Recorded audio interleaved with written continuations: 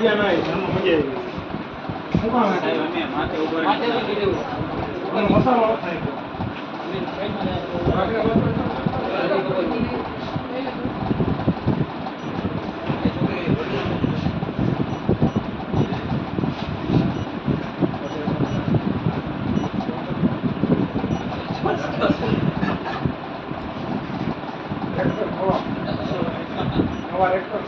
લાભ